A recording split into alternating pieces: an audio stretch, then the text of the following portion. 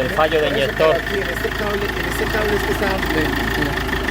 Ah, ¿pero? No venía,